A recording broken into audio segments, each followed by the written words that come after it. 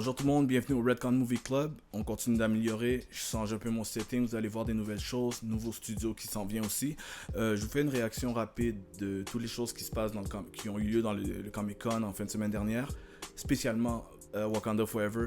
En gros, j'ai adoré le trailer et c'est un petit peu une suite de quand j'avais fait une vidéo sur les problèmes que j'aurais au fait qu'ils n'ont pas recast T'Challa. Wow. Ryan Coogler a mis les émotions, le mystère. On voit qu'il va avoir un visuel incroyable, sûrement de la très belle action.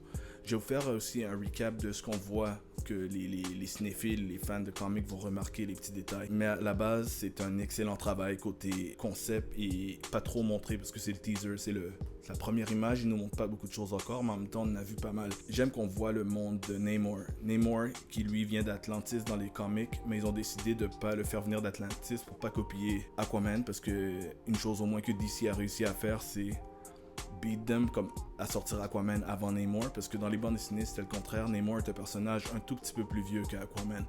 C'est plus Aquaman qui l'aurait copié. D'origine maya, ils vont même pas parler espagnol, ils vont parler un ancien dialecte. Ils vont créer une culture et un vocabulaire, tout comme ils ont fait avec Wakanda. Fait que Ryan Coogler est en train de nous présenter une nouvelle culture encore une fois.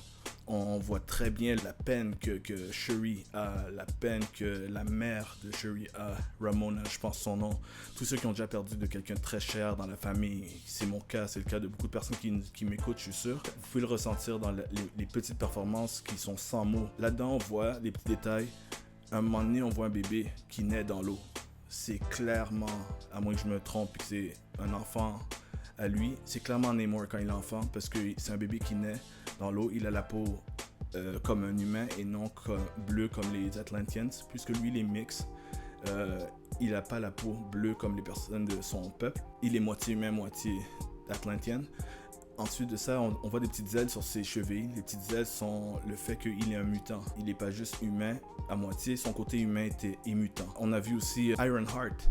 On dirait que c'est une protégée ou quelqu'un qui est en bon contact avec Shuri. Peut-être qu'ils ont étudié ensemble, on ne sait pas.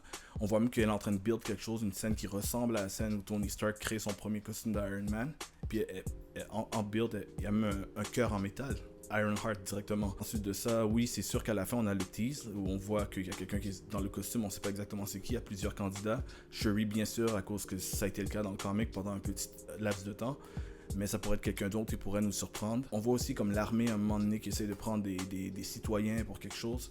Je crois que c'est des gens qui essayent de prendre le contrôle du Vibranium quelque part dans le monde, parce que maintenant que Wakanda a montré au monde de quoi ils sont capables et les richesses qu'ils ont, ils vont pas être les seuls qui vont les vouloir. Si je peux aller avec un petit mystère, dans les bandes dessinées, à un moment donné quand il y a eu la guerre vraiment avec Wakanda et Atlantis, ça a terminé vraiment mal. Wakanda a été flooded, a été sous un géant tsunami. Il y a eu plein de morts. On voit des scènes qui ont l'air de montrer que l'eau est en train de montrer à Wakanda. Donc les stakes vont être vraiment hauts en plus de ne pas avoir leur souverain de base. Dans la bande dessinée, c'est Dr. Doom qui est derrière tout ça. C'est comme le mastermind. Donc est-ce que c'est possible que ce soit la même chose qui se passe? Ça reste à découvrir. Donc il y a plus de mystère que ce qu'on voit à l'écran.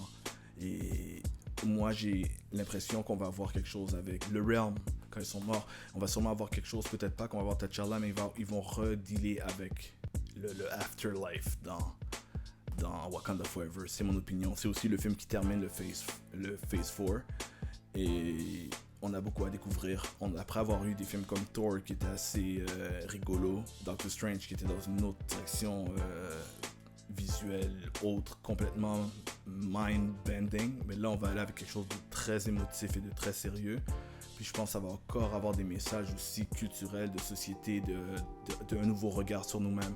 Fait que c'est pas mal tout. Donc laissez-moi savoir ce que vous en pensez, puis continuez à nous suivre. Toutes les informations sont en bas de l'écran. D'autres vidéos qui arrivent bientôt. Peace!